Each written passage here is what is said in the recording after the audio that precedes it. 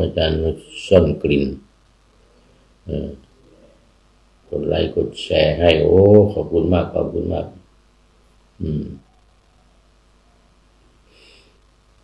มาเข้าสู่เนื้อหาสาระของธรรมะในรายการกันเลยเดี๋ยวจะหาว่าโอวิหารลายมากขอต้อนรับ FC ตัวจริงอีกท่านหนึ่ง โอ้โหตื่นแต่เช้าเหมือนกันนี่เนนน้อยสังเหลือวัดป่าแดงมหาวิหารป่าแดงหลวงนี่เป็นวัดหลวงสมัยพระเจ้าติโลกราชนะสมัยพระเจ้าติโลกราชนะสร้างวัดป่าแดงนี่นะสร้างวัดไว้บนภูเขาลูกหนึ่งแล้วก็ไปสร้างโบสถ์ไว้อีกบนอีกภูเขาอีกยอดหนึ่งคนละยอดภูเขากันนะสุดยอดในพระเจ้าติโลกราชนี่นะกราบสาธุสาธุครับผมว่างั้นอย่างงั้นว่าอย่างงั้น โอ้ขอฝากความคิดถึงไปบอกท่านพระครูโคสิทธิปริยัตยาภรณ์ผมพ่อเจ้าคณะตำบลสุเทพเขตหนึ่งวัดป่าแดงมหาวิหารด้วยนะครับ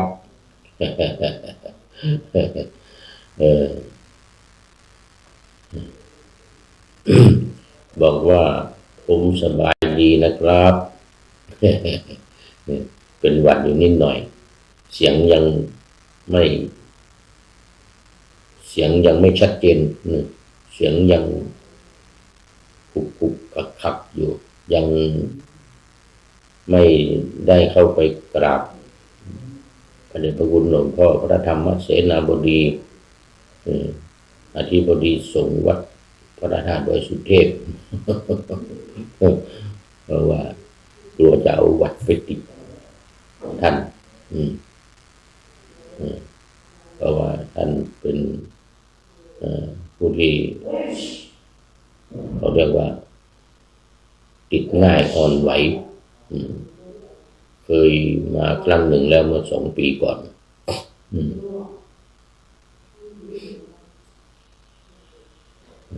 เมื่อ2 ปีก่อนกลับมาจากประเทศอังกฤษเอาวัดไปติดหลวงพ่อเขาเป็นนอนโรงพยาบาล5 คืนโอ้โหไปเยี่ยมก็ไปไม่ได้เป็นหวัดจากเรานี่ ทำให้หลวงพ่อเดือดร้อนมากตอนนี้ก็เลยยังไม่เข้าไปหาขอต้อนรับ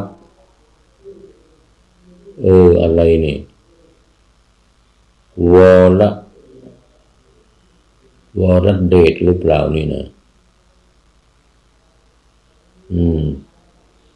ไพศาลมันไม่ชัดเจนตัวน้อยๆน่าจะเป็นวรเดชไพศาลเป็นพระด้วยก็ขออภัยนะครับสีเหลืองๆน่าจะเป็นพระด้วยนะขอบคุณมากขอบคุณมากนี่วรเดชไพศาลFC ใหม่นะนี่FC ใหม่นะนี่วรเดช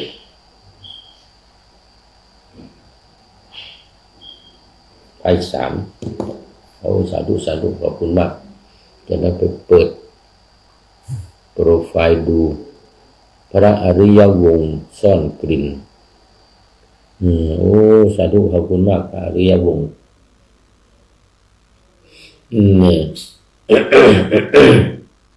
เอาละวิหารลายมามากแล้ววันนี้สุดท้ายแล้วลาหุละวัตถุกถาลาหุละวัตถุกถา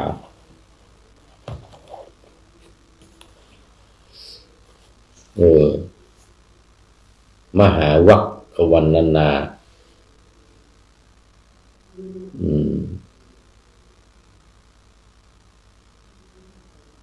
ตติยสมันตปาสาธิกาอัตถกถาพระวินัยพระสุตตันตปิฎกเล่มที่25กุฏทกนิกายกุฏทกนิกายนะนิกายสุดท้ายของพระสูตรเล่มแรกนะเล่มที่25มี9เล่มถึงเล่มที่33 25ถึง33กุฏทกนิกาย ทีฆนิกายนี่เรื่องไม่มีกี่เรื่องเพราะมันยาวเรื่องยาวๆนี่เขาเรียกว่าทีฆนิกายมี3เล่มเล่มที่9ถึงเล่มที่11นะ9 10 11แล้ว2มัชฌิมนิกายก็มี3เล่มเหมือนกัน12 13 14เล่มที่12 13 14เริ่มพระสูตรมาตั้งแต่เล่มที่9นะ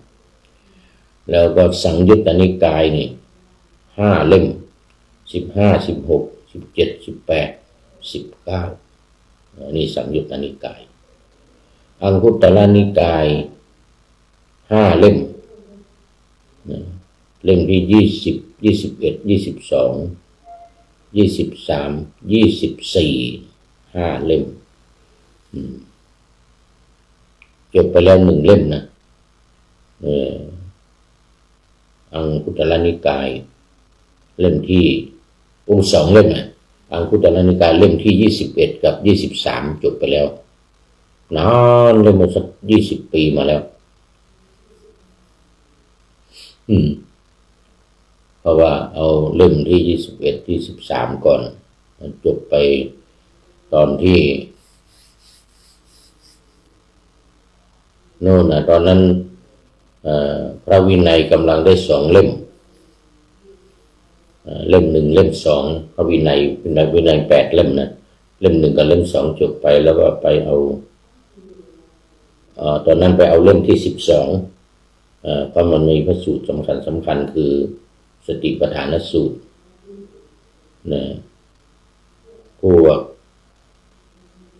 สามัญญพลผลสูตรอะไรเนี่ยที่มันเกี่ยวสำคัญเนี่ย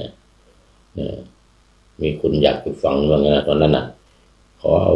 สูตรนี้มาว่าก่อนอะไรทำนองเนี้ยแล้วก็ไปเล่มที่21จากเล่มที่12แล้วไปเล่มที่21ก็อังคุตรนิกายเล่มที่21แล้วก็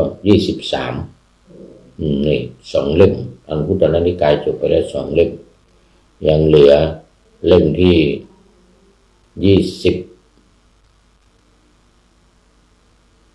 22แล้วก็24เลย3เล่ม20 22 24เหลืออีก3เล่มยังไม่ได้นำออกอากาศมาเอา25ก่อนเพราะว่าตอนนี้จะสอบปรริญญาธรรม6ประโยคเนี่ยเขาใช้เป็นหลักสูตรประโยค6กุฏทกนิกายนี่นะกุฏทกนิกายเนี่ยทั้งอัตถกถาธรรมบทและอัตถกถาพระวินัยอัตถกถาธรรมบทก็4ภาค5 6 7 8เนี่ยที่กำลังอบรมอยู่เนี่ยก็อบรมไปด้วยดูหนังสือ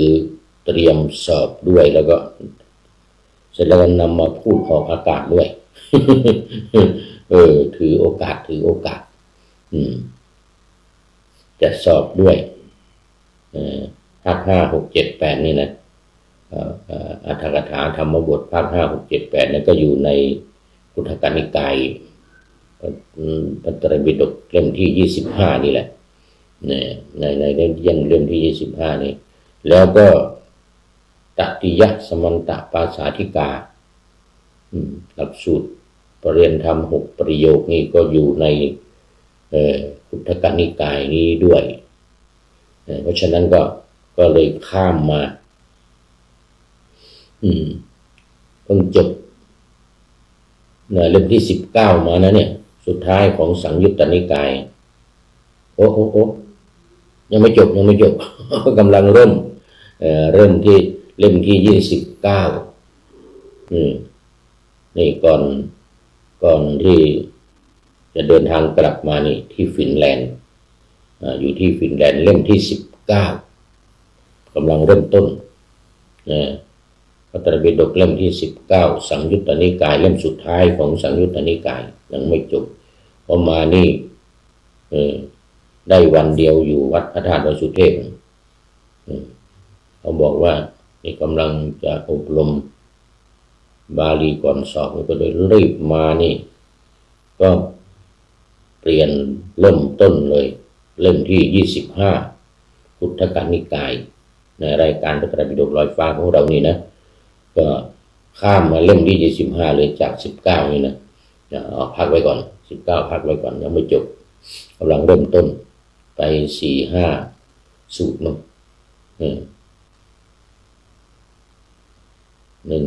4-5สูตรเริ่มมา4-5สูตรก็มาสมันตปาสาธิกาอัตถกถาพระวินัยอยู่ในมหาวรรคมันในมหาวรรคอัตถกถาพระวินัยวันนี้มาถึง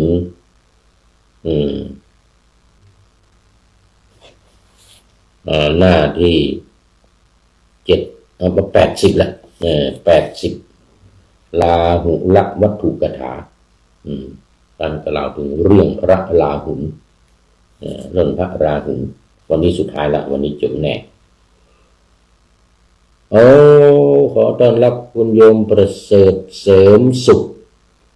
จากกรุงเทพมหานครเห็นว่าน่าจะเป็นอาทิตย์นี้แล้วมั้งอาทิตย์หน้านี่แล้วมันจะขึ้นมาจังหวัดเชียงใหม่เดี๋ยววันที่18ถ้าไม่ได้ไปหาหมอเดี๋ยวถ้าหมอนัดก็ถ้าไม่ได้ไปหาหมอก็18มาละวันนี้เท่าไหร่เนี่ยวันนี้วันที่16แล้วเนี่ยวันที่16แล้ว8 17 18ไม่แน่พามาหาลานีมาด้วยเด้อหาลานีมาด้วย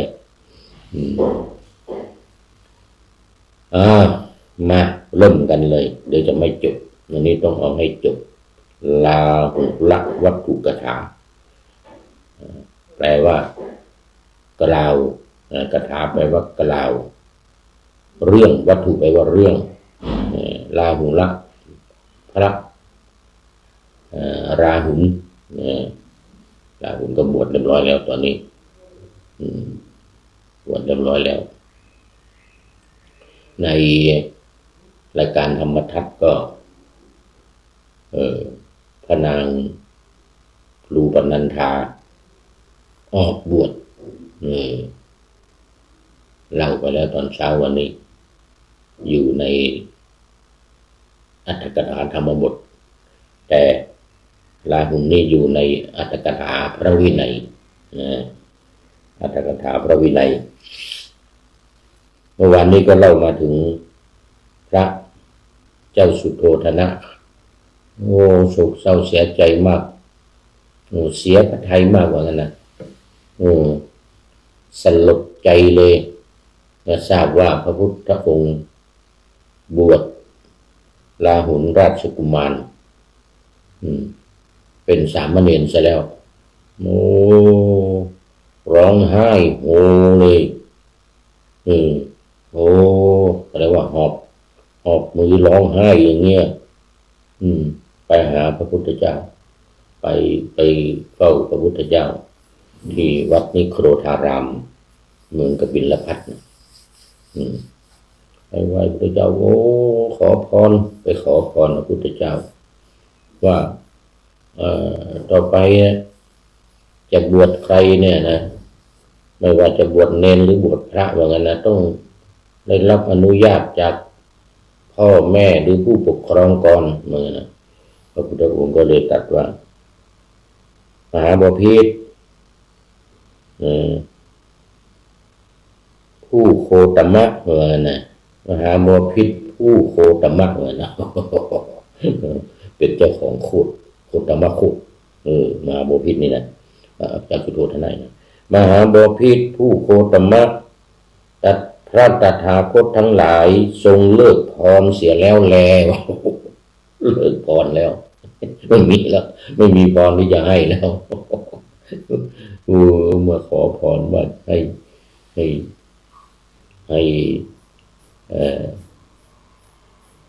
ได้รับอนุญาตจากผู้ปกครองก่อนจะบวชใครเนี่ยนะนี่วันนี้มาต่อละวันนี้มาต่อในหน้าที่80เนี่ยอัตถกถาพระวินัย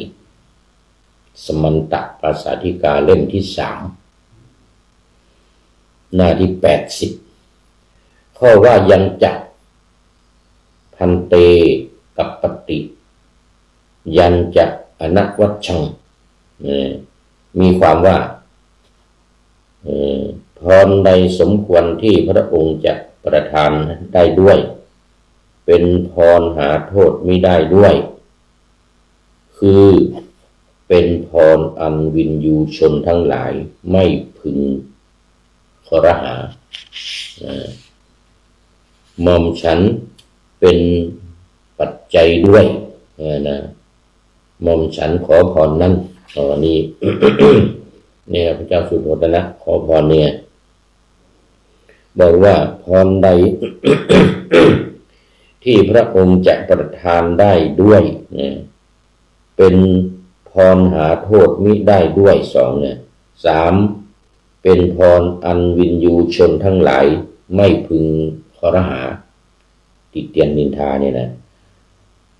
เพราะกิริยาที่รับของหม่อมฉันเป็นปัจจัยด้วยนี่เพราะว่าการที่พระองค์เป็นผู้รับเป็นปัจจัยในการที่จะรับพรนั้นด้วยว่างั้นนะหม่อมฉันขอพรนั้นอันนี้ขอเมื่อวานพระพุทธองค์ว่าไม่มีพรแล้วพุทธเจ้าทั้งหลายเลิกพรเสียแล้วแลนะเพราะว่าตถานันทะอธิมัตตังราหุเลตถานันทะอธิมัตตังราหุเลนี่นะมีความว่าได้ยินว่าโหรทั้งหลายได้ทำนายพระโพธิสัตว์ในวันมงคลว่าจะเป็นพระเจ้าจักรพรรดิฉันใดเล่านะได้ทำนายทั้งพระนันทะทั้งพระราหุลในวันมงคลว่าจะเป็นพระเจ้าจักรพรรดิฉันนั้นคือวันที่ประสูตินะแล้วก็โหรทั้งหลายเนี่ยอย่างพระนันทะก็ดีพระราหุลก็ดีนี่นะโหรทั้งหลายก็ทำนายว่าจะเป็นพระเจ้าจักรพรรดินะเพราะอะไรเป็นเชื้อสายเชื้อพระวงศ์ของโคตมะโคตทั้งพระนันทะทั้งพระราหุลเนี่ยนันทะก็เอาบวชไปแล้วราหุลก็เอาบวชมาแล้วเอาบวชไปทั้งสองแล้วหมดแล้วเชื้อพระวงศ์ในการที่จะเป็นรัชทายาทในการที่จะเป็นพระเจ้าจักรพรรดิหมดเลยหมดทั้งสองคนหมดเลยพระเจ้าจักรพรรดิทั้งสององค์เนี่ยทั้งราหุลทั้งจักรเนี่ยบวชหมดแล้วอะไรนันทะนันทกุมารก็กำลังเข้าพิธีอาวาหมงคลน่ะแต่งงานกับชนะปทกัลยาณีสาวงามแต่คำว่าชนะปทกัลยาณีนี่ไม่ใช่ว่าสาวงามจากชนบทบ้านนอกโคกนาอยู่โน่นไม่ใช่นะเป็นอยู่ในวังเนี่ยแต่ว่า ในวังเนี่ยวังของพระเจ้าสุโธทนะเนี่ยสักยวงศ์เนี่ยนะเป็นวงทำนาเนี่ยเป็นวงที่ทำนาเป็นอยู่ในชนบทนะไอ้เมืองหลวงเนี่ยก็คือจริงๆมันคือเทวทหะนะเมืองต้นต้นตระกูลจริงๆนะสักยวงศ์นี่นะไอ้โคตมะโคตนี่นะ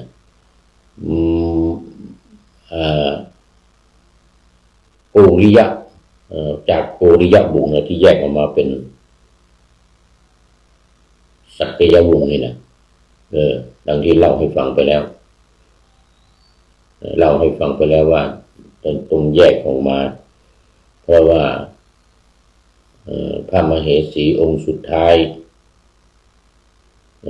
แม่ของพระเจ้าสุปพุทธะเนี่ยพระมารดาของพระเจ้าสุปพุทธะเนี่ยขอพรนะพระเจ้าจักรพรรดิทั้งหลายชอบให้พรอย่างว่าแต่พระพุทธเจ้านี่เลิกให้พรแล้วมั้งนะ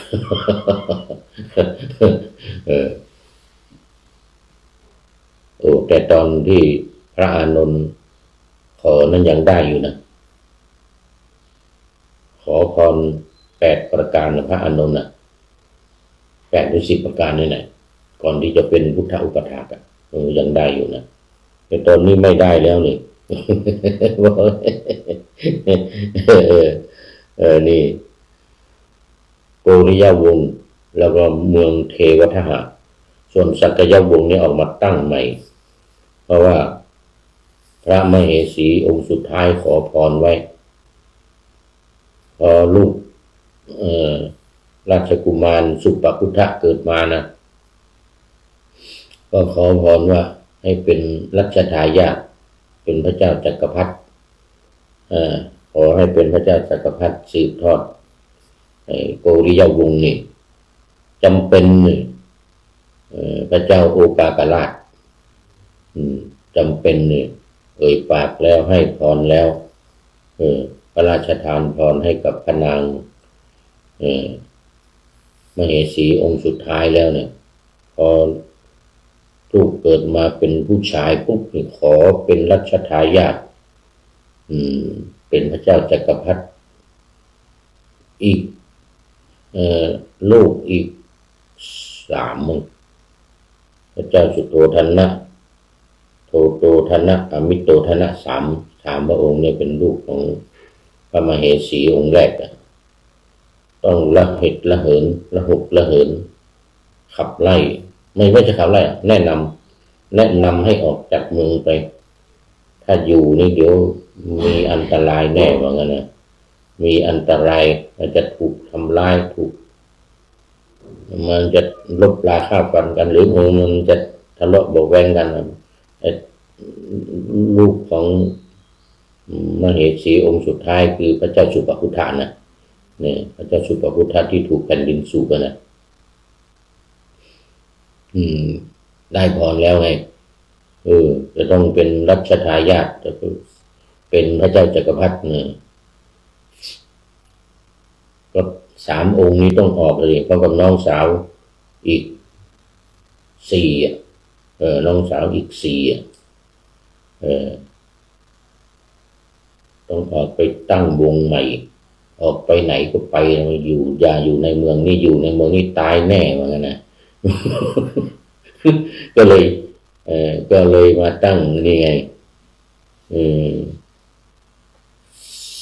สักยวงศ์นี่นะสักยวงศ์เนี่ยเนื่องจากว่ามาอยู่ดงไม้สักก็เลยชื่อว่าสักยวงศ์เนี่ย มาอยู่ในป่าไม้สักทั้งนั้นเลยรอมนาแล้วก็เป็นที่นาทำไร่ไถนาก็แล้วก็เป็นชนบทเป็นชนบทแต่ว่าไม่เลยชนบทกลายเป็นเมืองใหญ่นะกลายเป็นเมืองใหญ่นะกบิลพัสเนี่ยนะกบิละนี่กบิลพัสว่าวัสดุนี่เป็นชื่อของฤาษีตนหนึ่ง ชื่อกัปปิละอยู่ในป่าไม้สักนั้นมาก่อนก็เลยตั้งชื่อว่ากบิลพัสชื่อเมืองกบิลพัสนอกจากมันเป็นไม้สักก็เลยสักยวงศ์ แต่ความหมายมันดีนะสักยะนี่แปลว่าองค์อาจนะแปลว่ากล้าหาญนะสักยะเนี่ยแปลว่าองค์อาจแปลว่ากล้าหาญมันเอิญมันไปอยู่ในป่าไม้สักนี่ด้วยมีความหมายสองอย่างถ้าเป็นต้นไม้คือไม้สักเลยนะไม้สักทองเนี่ยนะสวยงามมากเสร็จแล้วก็ในความหมายภาษาบาลีเนี่ยนะปัจจุบันนี้คือภาษาเนปาลนะในปาลีนะก็อันเดียวกันแปลว่ากล้าหาญอาจหาญองค์อาจก็เรียกกล้าอะไรก็ว่าไปมันอยู่ในกล้านี่แหละคำว่าสักกะนี่นะสักยะนี่นะสักยะเป็นภาษาสันสกฤตถ้าสักกะนี่เป็นภาษาบาลีสันสกฤตหรือปราปริตก็ไม่รู้นะสมัยนั้นสันสกฤตสักยะเขาจะมีคำมากกว่าภาษาบาลีนะภาษาบาลีจะห้วนๆสั้นๆแต่ภาษาสันสกฤตเนี่ยจะยาวอย่างภาษาบาลีว่าปาโมทชะนี่นะสันสกฤตจะเป็นปราโมทยะอะไรอย่างเงี้ยนะจะยาวกว่าปราโมทยะในคนที่ชื่อปราโมทนี่นะต่อไป ภาษาบาลีกับสันสกฤตมันคู่กันมานานละสันสกฤตเขาใช้เป็นภาษาของศาสนาพราหมณ์ใช้มาก่อนนี่ภาษาบาลีเนี่ยมาทีหลังแต่ไม่หลังคล้อยๆกันมานี่แหละก็เป็นภาษาของศาสนาพุทธพระพุทธองค์ตรัสรู้ที่เมืองมคธใช้ภาษาบาลีก็เลยเป็นบาลีตอนนี้ขอต้อนรับคุณโยมจันเพ็ญคำโพธากราบสาธุหลวงพ่อเจ้าสาธุนะคุณโยมจันเพ็ญคำโพธาลูกศิษย์ของท่านลูกศิษย์ก้นกุฏิของอาจารย์พระมหาวิษณุทุกวันที่2ของเดือนเนี่ยมาทำบุญให้อาจารย์พระมหาวิษณุแล้วก็วันที่20 กุมภาก็จะพระราชทานเพลิงละวัดเจ็ดลินคุณโยมจันเพ็ญคำโพธายกมือสาธุมา3กระพุ่มมือโมทนาสาธุวันนี้ออกแต่เช้าเลยแล้วก็ก่อนเวลา8 นาฬิกาเนี่ย10 นาทีวันนี้นะออกล่วงหน้ามานิดเดียวตอนนี้ก็คงเปิดแล้วเนี่ยตอนนี้คงถึงเวลาแล้วมั้งเนี่ย8 นาฬิกาแล้วมั้งเนี่ยเดี๋ยวดูก่อนหมดเวลาหรือยังเนี่ย31 นาทีแล้ว31 นาทีแล้ว มาเดี๋ยวจะไม่จบ พูดมากเดี๋ยวจะไม่จบFC ตัวจริงมาแล้วอีกท่านหนึ่ง FC ตัวจริงเลยคนนี้ท่านสุริยันคำปาวัดพระธาตุดอยสุเทพนี่ยังไม่ได้เปิดดูยังไม่ได้เปิดดูไลน์นะยังไม่ได้โอนเงินคืนไปถวายเพราะว่ามันยังไม่มีเวลามัวเรียนหนังสือพอดีวันนี้เป็นวันหยุดวันอาทิตย์วันเสาร์อาทิตย์หยุดก็เลยออกอากาศตรงเวลาก่อนเวลานิดเดียวFC ตัวจริงยังไม่ได้โอนปัจจัยไปถวายเลยทำบุญงานอะไรวันนั้น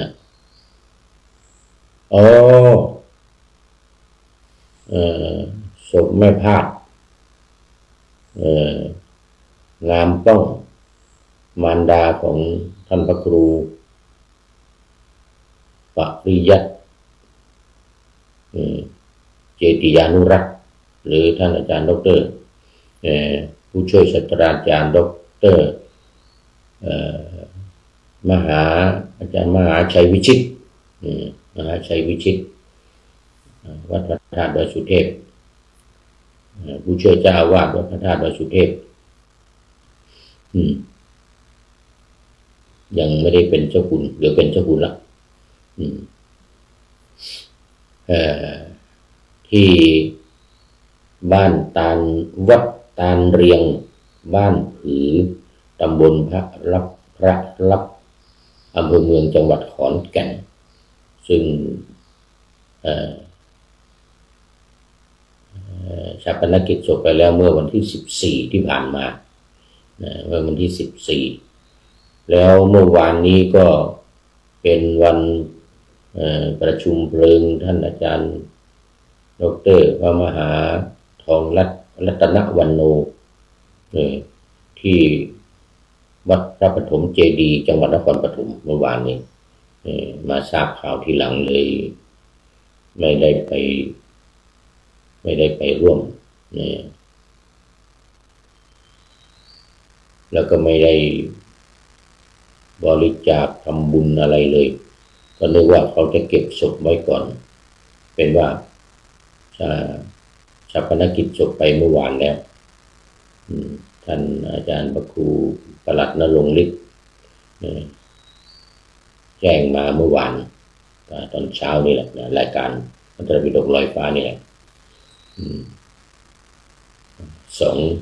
สองงานขาวดำผ่านไปแล้วเอามาตถานันทะอธิมัตตังลาหุเลมีความว่าได้ยินว่าโหรทั้งหลายได้ทำนายพระโพธิสัตว์ในวันมงคลว่าจักเป็นพระเจ้าจักรพรรดิฉันใดเล่าได้ทำนายทั้งพระนันทะทั้งพระราหุลในวันมงคลว่าจักเป็นพระเจ้าจักรพรรดิฉันนั้นครั้งนั้นพระราชาทรงเกิดพระอุตสาหะว่า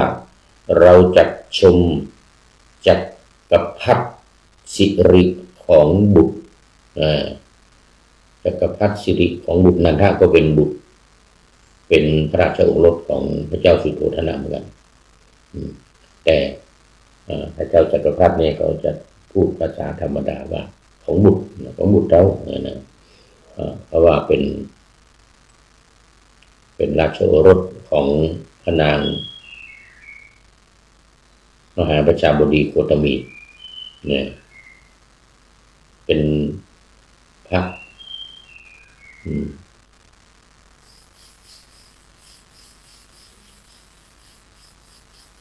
อะไรอนุชาของพระพุทธเจ้าเป็นน้องชายของพระพุทธเจ้าเป็นพระอนุชาเป็นน้องชายพระพุทธเจ้าก็ได้รับการพยากรณ์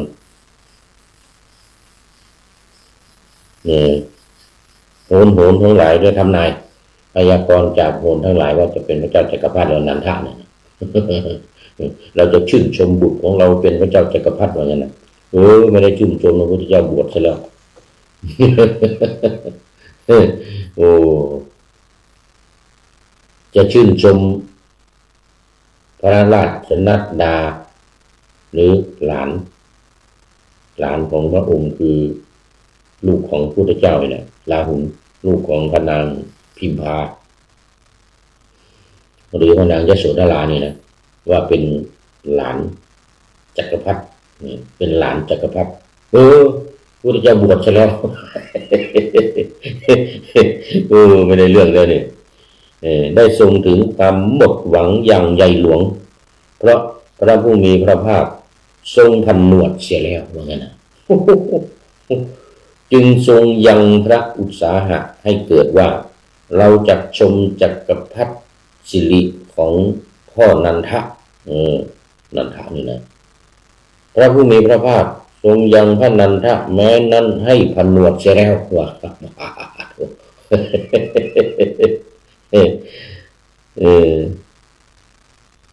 บวชเสียแล้วเท้าเธอทรงกดกลั้นทุกแม้นั้นเสียได้ทรงยังพระอุตสาหะให้เกิดว่า บัดนี้เราจักชมจักรพรรดิสิริของพ่อราหุลของราหุลด้วยนะด้วยประการฉนี้พระผู้มีพระภาคทรงยังพระราหุลนั้นให้ผนวดเสียแล้วอีกโอ้โหเพราะฉะนั้นความทุกข์จึงได้เกิดแก่เท้าเธอยิ่งนักว่าบัดนี้แม้กุลวงศ์ขาดสายเสียแล้วกุลวงศ์ขาดสายเสียแล้วโอ้จักรพรรดิสิริจักมีมาแต่ไหนเล่าว่างั้นนะจักรพรรดิสิริจักมีมาแต่ไหนเล่าโอ้เพราะเหตุนั้นพระเจ้าสุโธทนะสักกะจึงทูลว่าตถานันทะอธิมัตตังลาหุเลดังนี้ส่วนการบรรลุอนาคามิผลของพระราชาผู้ศึกษาพึงทราบว่าภายหลังแต่การที่พระราหุลบวชนี้เหตุไรพระราชาจึงตรัสคำนี้ว่าสาธุพันเตไอยาไอยานี่ไม่ใช่ภาษาจีนนะไอยาไม่ใช่กันนะ ไอยานี่คือภาษาบาลีภาษาบาลีนี่ไอยาเนี่ยไอยะเนี่ยนะไอยานี่นะ ไม่ใช่ภาษาจีนนะบาลีนะแปลว่าปูหรือย่าเนี่ยนะปูก็ได้ย่าก็ได้สาธุพันเตไอยาเป็นต้นได้ยินว่าเท้าเธอทรงดำริว่าแม้ว่าเราเป็นพุทธมามกะธรรมมามกะสังฆมามกะก็จริงหรอกแต่เมื่อบุตรซึ่งบิดาของตนให้บวชเสียก็ไม่สามารถจะอดกลั้นญาติวิโยทุกข์ได้นะญาติวิโยคทุกข์ได้คือทุกข์อันเกิดจากความพลัดพรากจากญาติพลัดพรากจากญาติที่จะเป็นแล้วก็ญาติสำคัญที่จะเป็นพระเจ้าจักรพรรดิซะด้วยทั้งสององค์เนี่ยทั้งราหุลทั้งนันทะเนี่ยทั้งราหุลทั้งนันทะดูปัจจุบันหมดเวลาซะแล้วมั้งเนี่ยโอ้ใกล้จะหมดเวลาแล้วว่าจะให้จบวันนี้ไม่จบไม่เป็นไรไม่เป็นไรทางพระราหุลพระนันทะเนี่ยก็เลยเกิดญาติวิโยคทุกข์เนี่ยกลั้นญาติวิโยคทุกข์ได้ชนเราอื่นจะอดกลั้นได้อย่างไรในเมื่อบุตรและนัดดาทั้งบุตรทั้งหลานเนี่ยทั้งหลายของตนบวชเพราะเหตุนั้นเท้าเธอจึงตรัสคำนี้ด้วยทรงทำพระหฤทัยว่าทุกเห็นปานนี้ก่อนอย่าได้มีแก่ชนเหล่าอื่นเลยพระผู้มีพระภาคทรงกระทำมัคคถาว่าทรงกระทำธรรมกถาว่าขอพระราชา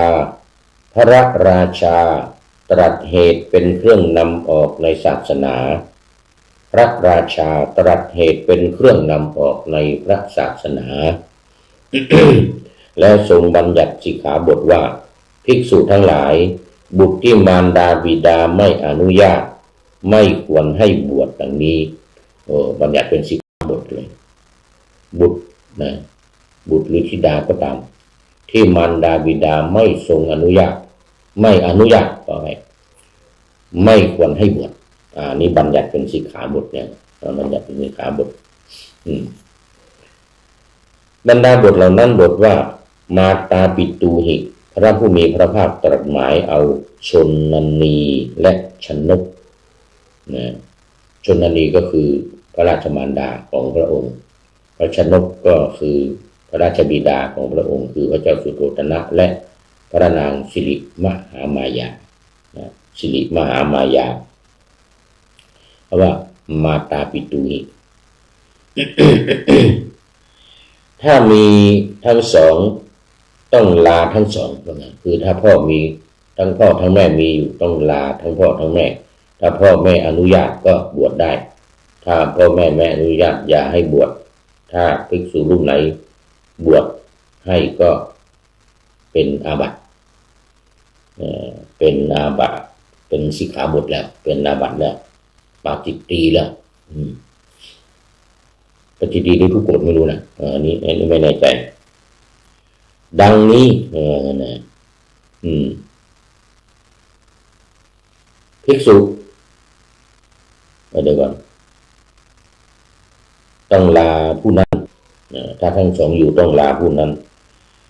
มารดาบิดาแม้บวชแล้วก็ควรลาแท้มารดาบิดาถ้าบวชแล้วก็ควรลาแท้ภิกษุเมื่อจะบอกลาตนพึงไปบอกลาเองก็ได้ส่งคนอื่นไปแทนก็ได้ส่งกุลบุตรนั้นแหละไปว่าท่านจงไปลามารดาบิดาแล้วจงมาดังนี้ก็ได้ถ้ากุลบุตรนั้นบอกว่าผมเป็นผู้อันมารดาบิดาอนุญาตแล้วเมื่อเชื่อพึงให้บวชแล้ววันนี้หมดเวลาวันนี้ก็เอาไว้แค่นี้ก่อนเดี๋ยววันต่อไปเขามาต่ออีกไม่เป็นไรใจเย็นๆเกิดว่ามันออกข้อสอบมันออกข้อสอบแล้ววันนี้หมดเวลาคุณFC ตัวจริงท่านสุริยันคำปาเป็นท่านสุดท้ายเข้าสู่เส้นชัยของรายการวันนี้ขอโมทนาเป็นอย่างยิ่งและหลายๆท่านที่ผ่านมาโยมจันเพ็ญโยมประเสริฐหลายๆท่านที่ผ่านมาแล้วขอโมทนาเป็นอย่างยิ่งวันนี้ มาดูอันนี้หน่อย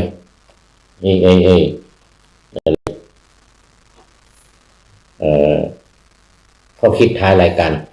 วันนี้ว่าจิตใจงามไม่สวยหล่อก็ดูดีอารมณ์มีถึงจะแก่ก็แก่ช้าวางตัวดีใครได้มองก็งามตาพระเจ้าสุโธทนะนะวางตัวดีมากสุอุราถ้ามีธรรมประจำใจอันนี้ได้จากสุดาอยู่ในกลุ่มเดียวกันกับ The K ครับ Someday นักประพันธ์สุดาโยมสุดาละโมทนาเป็นอย่างยิ่งขอนำพระไตรปิฎกลอยฟ้าไปจากผู้ฟังทั้งหลายในโลกล่าวันต่อไปจะได้จรย้อนกลับมาสู่สถานีใหม่ให้ท่านฟังอย่าลืมเปิดวิทยุหรือเครื่องรับโทรศัพท์โมบายคอมพิวเตอร์ผัง YouTube เฟซเพจไลน์ให้ดังเพื่อชมฟังรายการวันต่อไปขอทุกท่านมีความสุขทุกคืนวันนำธรรมะประกอบการงานทั้งหลายเช่นขยันทำงานทางวาจากายใจฝันขวายกิจการงานนาบำเพ็ญสาธารณประโยชน์เว้นสิ่งที่มีโทษแย่งสาประกอบแต่กรรมดีมีราคาแสวงหาเงินทองครองใจคนเสียสละพละทรัพย์นับมากน้อยไม่ให้ร้านก็ให้ร้อยไม่ด้อยผลเอื้อคนรวยช่วยคนยากฝากคนจนให้ทุกคนเท่ากันมาตรฐานเดียวขอเจริญพร